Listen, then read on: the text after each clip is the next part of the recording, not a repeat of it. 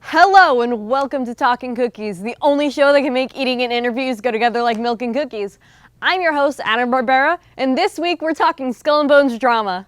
Oh, bright ideas and an Oreo cookie. It's a bright idea to dunk it or to crunch it or not.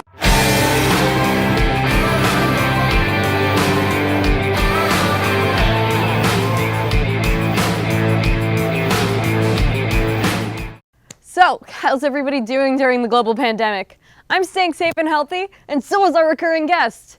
Today we have Mr. G for the third time, I believe. Hey, Mr. G. Yes. How are you doing? I'm all right, and it's my third time. It's so exciting. I believe I'm the first three-timer for Talkin Cookies, so that is really, really awesome, and I'm just excited to eat more cookies. Yeah, I'm very excited to eat cookies too. I'm doing mighty fine. And due to the circumstances, today we have some fancy, individually wrapped Oreos. Oreo me! Oh, you didn't throw them. Okay, good for not throwing the milk. Mini Oreos. Ooh. Oh, these are adorable. I was thinking about like pouring the milk in and sort of having a cereal. Yeah, I mean, I usually take at least one regular Oreo cookie and I drop it to the bottom of my milk glass. So that's been like my conflict. Do I pour the milk into the cup and do it like that? And I guess being that I said it, I might as well do it. Whatever, you just drink the cookies. That's true. Okay, I'm going to enjoy it like this as well. Nice. This is going to be a special Talkin Cookies for multiple reasons. Oh, I'm having Right, trouble opening this. I'm doing it. Oh. Too much. Okay. I can't get my milk open. That's terrible. I'm so sorry. What? I'm getting help from the other side. Okay, these are like the best ice cubes ever because they're cookies and not water. So, good call. I love that. Oh my gosh. Thank you. One of the ghosts from the team just gave me the milk. This is the best day ever. Oh my goodness. Perfectly soft, mushy, cookie soupy. I like it. Oh yeah, I can vibe with this, definitely. So, I believe you've told us your cookie preference, but just so people know, do you prefer the original or the specialty cookies? Well, my first time on Talkin Cookies, you did have the peppermint Oreos. And like I said, those were super refreshing. And it felt like I was brushing my teeth while eating a dessert food. So I take that as a win. Yeah, definitely. That was one of my favorites too.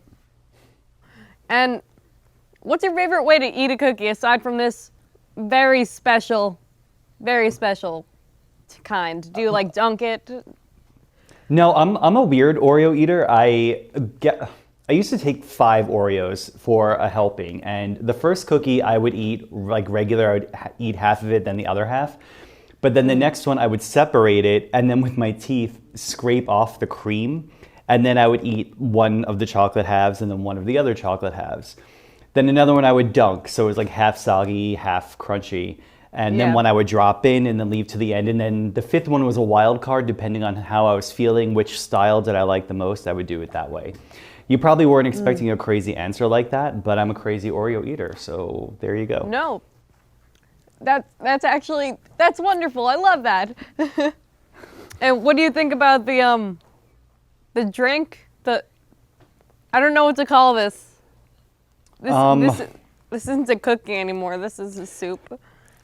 Well, it says Oreo Mini, so I think for Oreo to save on the rebranding design, they could just make it Oreo Milk instead of Oreo Mini, and then there you go. It's simple, nice, easy fix on graphic design. Whatever program that is. Miss Federici, help me out. I don't know what the name of it is. My goodness. As much fun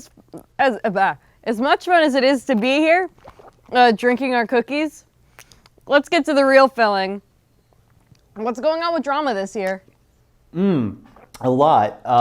So it's kind of a different season for us because we don't really have full use of our stage. We can't have an audience inside. So we're getting pretty creative.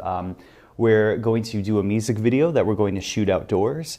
And then we're going to, instead of doing a regular fall production, we're going to do some things that are a little more experimental. So some of our students are creating a production of their own from the script all the way up. And then we are going to be reaching out to the local elementary school libraries to see which books are popular with the really young grades. And then we're going to adapt those children's books into small plays that we can do. But the really great thing is you and all the people at BMB are helping us out by helping us to film all of these and use wonderful things like your green screen that you can't see at the home audience, but there's one behind me right now. It's really cool. So we get these cool background effects like that. So do you plan on putting on a full production like ever this year, or is it just going to be small plays? Well, I mean, we could do a night on Broadway. That's like a full-length review production. But as far as the regular fall production goes, unfortunately, no, it's going to have to be specialized and, like I said, creatively put together. And then I don't even know about the spring. I don't want to think of the spring. It's just too many unknowns at this moment in time. So we don't know what that future will look like. I got you with that. So, how do you plan on doing A-Knob? Are you going to have it like on an actual stage, or what are the details of that? So the great thing about this is, especially with BMB's help, what we can do is instead of doing group numbers, we typically do about 4. We can't really do that this time around because that would require too many people to be unmasked, because in order to perform and to be understood, your face actually has to be seen. You can't really be half-faced. So we'll just do small, either solo, duo, or trio numbers. And then what we have to do is kind of layer the recordings where one person performs maskless while BMB is around filming, and they'll be lip syncing to themselves singing the song. And then when they're done, they'll mask up and leave, and then the next performer will come in, and the same process repeats. So it's different, but I think we can make it work. Alrighty, that's really interesting. How are people going to be able to watch the performances? Like, is it going to be on YouTube? Yeah, oh yeah, definitely. So, you know, BMB has its YouTube channel, and Skull and Bones has its YouTube channel.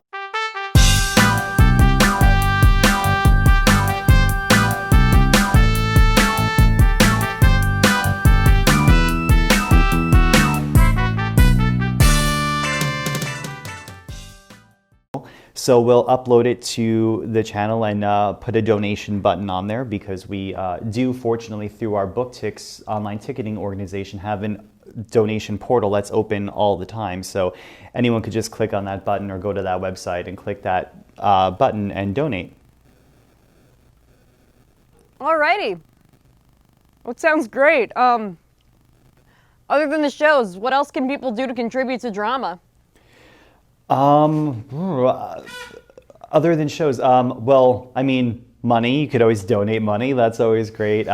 Because with the cancellation of Footloose, we lost everything that we invested in that. So we usually have about $3,000 in our club account at the start of the school year, but because Footloose was canceled, we had $34 in our budget at the start of the school year. So that's pretty scary, especially with the productions that we've started developing over the years. They're large-scale productions that use everything from costume rentals to things we have to buy and create, to the printing of the playbills. So you name it, it costs money. So in order to have productions in the future and to keep them at the level that we have, donation is a really great way to do that. But if you don't want to donate cash, but if you have objects lying around that you no longer need, you finally got around to cleaning out the garage or something like that, we take your junk. It's our treasure. So please, I guess you can send us whatever you don't want anymore. And if it's in good enough condition and it's something we think we need, we'll take it.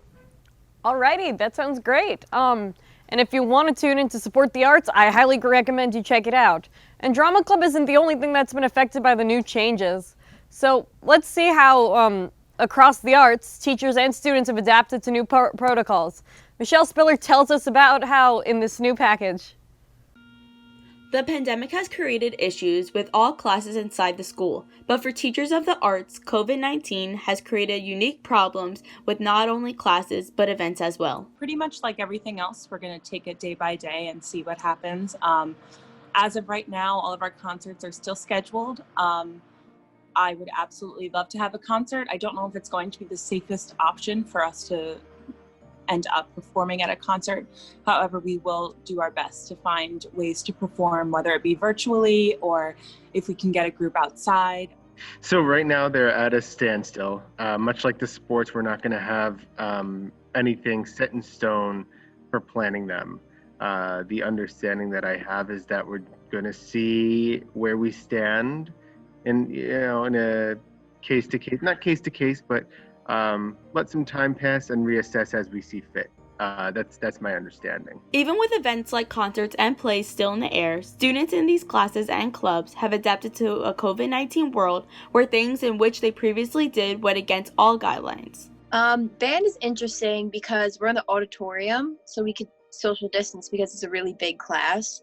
And so far we haven't gotten our instruments, but we've been doing band-related things, and we made slideshows about ourselves to learn more about each other, and we have a new teacher with us, Mr. Oppenheimer. So we're just trying to get to know him too. And we talk a lot about our favorite music, our go-to songs, and stuff like that. Instead of being in our choir room, we are in the auditorium, at least 6 feet apart with masks on. But we have plans to go outside eventually, I don't know when, but go outside, be socially distant without masks so we could sing.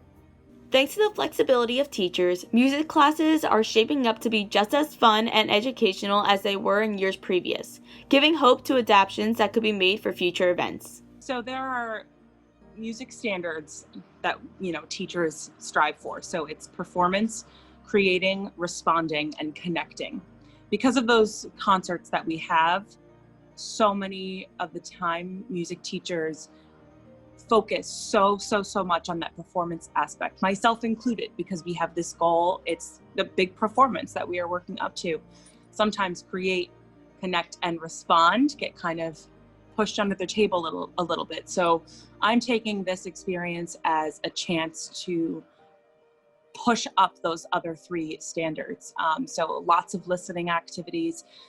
Thursdays and Fridays, I'm going to have my kids listening to records on my record player in the auditorium, taking out their listening journals and just responding. Something that we totally would not have time to do under regular circumstances, but I think it's going to be an amazing experience that we would have never normally had time for. Despite challenges for this year, students and teachers are excited to be back in school learning, even if culture events are on or not. For B&B, I'm Michelle Spiller. Well, I think that says it all.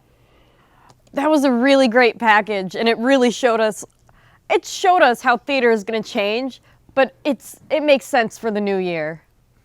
And speaking of changes, as you may know, our resident cookie wrangler Kyle graduated. We're all very sad for this loss, but it has, in fact, opens up a new opportunity for a new cookie wrangler. And while Kyle had his complaint, we have Ruby's Miles of Smiles for positivity.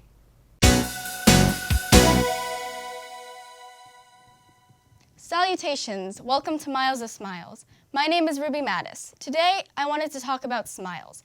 I know this might be a weird thing to talk about since our smiles are often covered up by a mask, but I thought this would be a nice way to start off this new segment, especially since the word smiles is, literally in the title.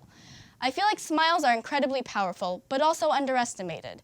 The great thing about smiles is that it doesn't matter what part of the world you're from or what language you speak, everyone understands what a smile is. Anyone can understand what you're trying to convey simply by flashing them a nice little smile. Sure, we have different words for happy and smile and joy, but we can all understand what a person is trying to tell us when they give us a nice smile. Yes, it may be difficult to tell if someone is giving you a smile with the masks on, but most of the time people seem to understand basic facial expressions.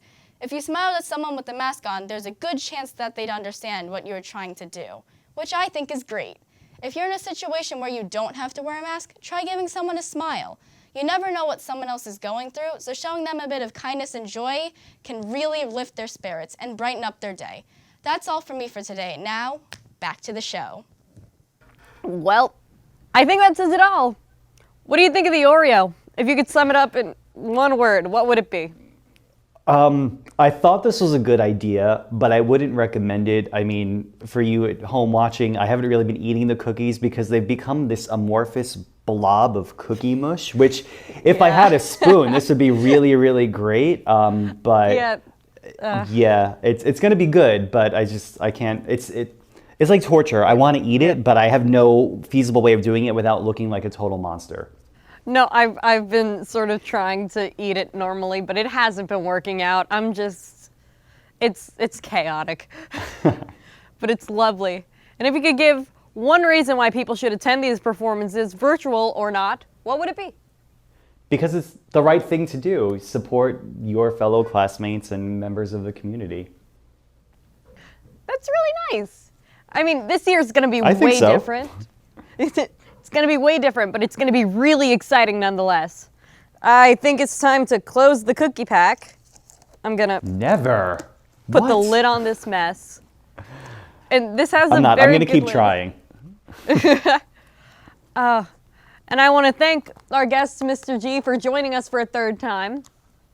And Thank you I'm so much Anna for having Barbera. me for a third time. Thank you for coming for a third time. I'm Anna Barbera, and we'll be back in 3 weeks when we spend some more time talking cookies.